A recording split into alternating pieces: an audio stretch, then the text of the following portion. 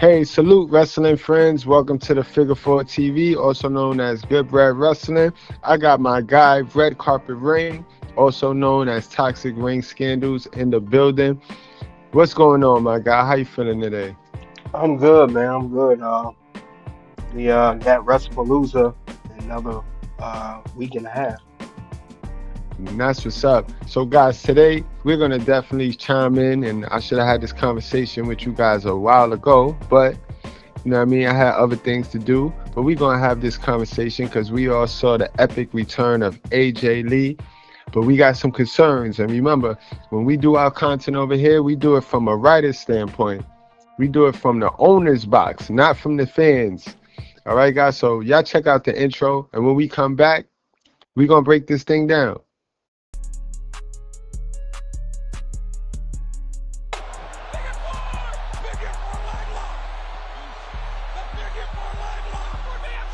All right, guys, we back. And let's get straight on into it, man. How did you feel about AJ Lee's return, TBK? I thought it was very well thought out. Good. The crowd was definitely behind her. Her played out perfectly. I liked that. I liked how the return went. I agree. That was absolute great television. Yes. I wasn't glued to my TV like that since the Naomi and Jay Cargill feud, when they had that little back and forth with Bianca and Naomi. That was television. It was captivating. For my new people over here, we just want to give a briefing of who she is, because a lot of people might not know who she is. A lot of people might not have seen her. Why did AJ Lee leave the WWE, TBK? Well, she left because she had neck injuries. That's one reason. And also, she had issue with WWE, creative backstage, how she was treating her husband, real life husband, CM Punk. A lot of other factors, though. A lot of other factors. And one of the main factors being she didn't want to be one of the girls that had to show skin to get over. She didn't want to be a Hollywood girl. She wanted to be a wrestler. So she left. Now, another question that I hear a lot of people asking, and they want to know, why you think she didn't follow CM Punk when he went to AEW? Um, if you ask me, there was no storyline for her. There was no history. Didn't make sense.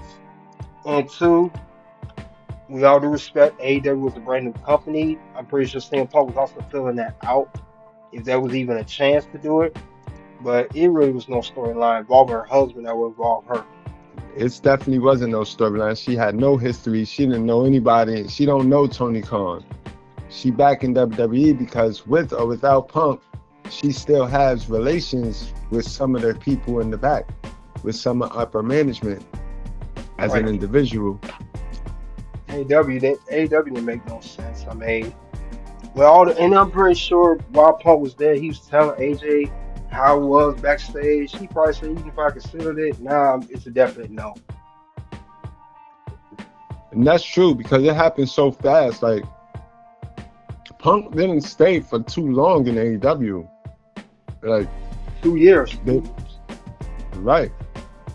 They brought him in, got a new program off of him, then tried to put him to the program and exclusively, and it was over by the time you know it. So now she's back. AJ Lee is back. Everybody is happy. But now I got to play the bearer of bad news, and I got to play the devil's advocate, because there's about two concerns that I have with her being back. And one of those concerns we're going to start with is Triple H and his booking and him not being able to keep the momentum. Know what I'm talking about, TBK? Yeah, I've seen it with New Day. I've seen it with our Truth. Yeah, it's the pattern he has now. What was that we talking about? Because that's another thing that's concerning with WWE. They have a hard time keeping these characters' momentum when they get them. Our last few signings, even including our Truth rehiring or whatever the case they did with that, they had a lot of momentum with our Truth. And where is it? gone, guys. Then we can go to Jacob Fatu. This guy was he was signed to WWE, and everybody was predicting his debut way before, like since last year. And we got him. It was great in the beginning, and now he's like nothing. And I'm not even going to mention Karrion Kross. We all seen how they fumbled the Karrion Kross situation. Even down to Nikki Bella. You bring Nikki Bella back for that nostalgia, and now you get the opportunity to get AJ Lee. So you bring AJ Lee in, and now you have Nikki Bella there. And what we gonna do with Nikki Bella now? Now Nikki Bella is a failure. Nikki Bella is a waste. We brought Nikki Bella in to get the tickets selling, and we only sold 8,000 tickets. Evolution, sorry. And that's my concern for AJ Lee. What do we do after this feud between her, CM Punk, and Becky and Seth? Is Triple H going to be able to keep this momentum? Yeah, that's a concern. I think with is he gonna put her in a title picture? We don't know. Is she gonna fight for Becky's title? What's gonna happen? Or the women's title? Is she gonna fight Nikki Bella? What's gonna happen? Absolutely. I mean, right now she's in the Intercontinental program. Do you see them putting a first time only Intercontinental title and World's title on the line in a mixed match tag team match? It'll be history making if they did. They could do that, but I don't think they are. And it doesn't help because my second concern with AJ Lee kind of ties in with my first concern, because if we don't get this right, it's not gonna hit. It's not gonna hit as good as it did. I know we all excited about AJ Lee returning to WWE, and I can't front. I'm excited too. And for the most part, I'm excited because of the character. I don't really expect much wrestling from the woman, but I know a lot of you guys, y'all done forgot that she's just a character, guys. And the main part about AJ Lee is kind of her intro. And her light it up, light it. And guess what, guys? I hate to be the bearer of bad news, but we don't own that song. WWE no longer owns the rights to that. So every time WWE plays that song, WWE gonna end up having to pay out the wazoo. So we might end up getting a whole new entrance to AJ Lee, and that'll kind of sort of change the character, because like I just said, a lot of us, we know of AJ Lee because of that intro. We don't know of AJ Lee because of her wrestling ability. And when you put AJ Lee alongside any one of the girls on the roster today, especially any one of the girls that went through the NXT system, she can't hold a candle to them girls, guys. So like I said, I hate to be the devil's advocate and to be the bearer of bad news, but it's going to be interesting to see how they work this in and how they keep her momentum. And I don't hear a lot of people talking about the fact that her music, her intro, her theme music, we don't own the rights to that.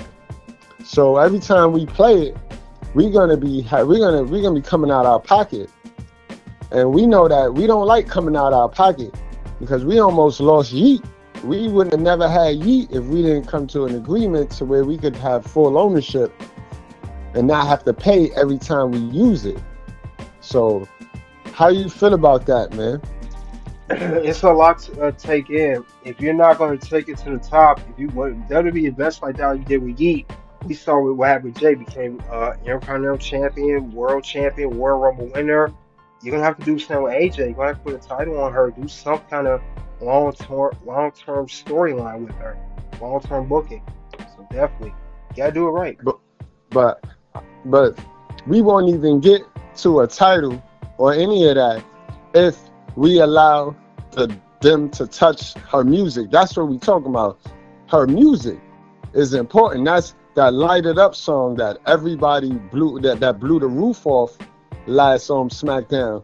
Now, we probably use it again today, but at some point, WWE is going to get annoyed at having to come out of pocket and pay that for that song. So what they might do is they might push it on to the Def Rebel, Death right? Rebel. Def Rebel Death is, Rebel. yeah, and we know Def Rebel is getting heat right now because they suck.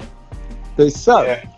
Yeah. So that's a whole nother issue. Like, it doesn't matter what title they put on her, because if they change her theme song and send her out there, it's gonna hit different, and it's Yeah. gonna the nostalgia and the hoorah gonna fade faster than you know it. True. True. I agree. But they gotta do something though. You know, something gotta happen. Something do gotta happen. I mean, do you have any faith in Def Rebel? Do you can they, is there any way they can alter the music, or, They I can. mean, without Idea. taking it? They can alter it or remix it, something like that. They can do that. Just don't have no silly nonsense like Bailey or Roxanne Perez kind of music. Something that makes sense. So it's gonna be interesting. It's gonna be interesting. But I hope AJ Lee the best. We probably see her tonight because, again, Triple H and this new regime of WWE, this new era, they're booking for pop. They're not booking in terms of storyline. They're booking for pop. So we're gonna get her tonight on Monday Night Raw, and just for the pop, just so we can get the ratings. And then we'll get her at WrestlePalooza in a mixed match tag team match with her and CM Punk versus Seth Rollins and Becky Lynch. And Becky's been killing it.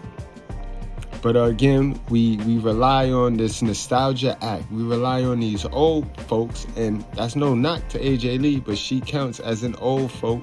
And then we bring them in, and we have them beat and bury our current and upcoming talent. Then when they go away, then we left with losers on our roster. We left with a roster full of losers, and it's kind of hard to get them over now. Guys, I see we got the new, we still ain't figure out the New Day. New Day lost momentum, and that story started off great. It was, again, the stories start off great. Like the returns start off great, and then they just go to shit. We got the New Day still lingering around. We need to X that. John Cena's heel turn started off great. They ended up switching that because it lost steam.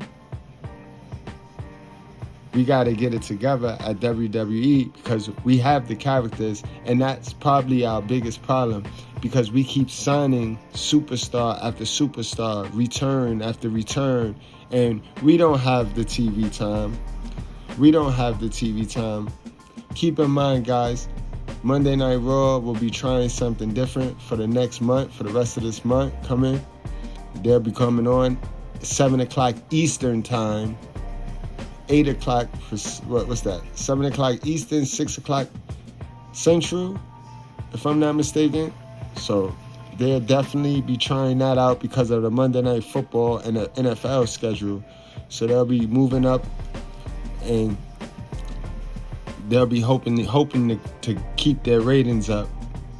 So it's definitely gonna be interesting. Guys. So, guys, let's take it to the comment section. Let me know, guys, how y'all feel. What are y'all concerns? I know we are blinded by the return right now, and we're all happy that she's back. And I'm happy she's back. And I'm very interested to see how they do it. I mean, I got some ideas. I got some booking ideas for her. Because if you ask me, I'll bring her back and make her general manager. I'll bring her back in a non-wrestling role, even though it's full-time. And we all seen her sign the contract, but just because we seen her sign the contract, if you didn't read the fine print, you don't know what she's signing, guys. Hopefully she's signing the rights to her theme song so that she can keep that pop. You know what I mean? Because if we let Def Rebel, who is now responsible for the theme songs, if we let them put their hands on this theme song, guys, it's over. Ain't none of us gonna be cheering AJ Lee. The proof is in the pudding. But guys, let's take it to the comment section. Let's start the conversation. What do you think? How do you feel? And was you thinking about this? Did you guys think about this? Like, share, subscribe if you're new over here. I see you guys later. This is a wreck. He's moving like an uncaged animal. No lie, he's wild in there.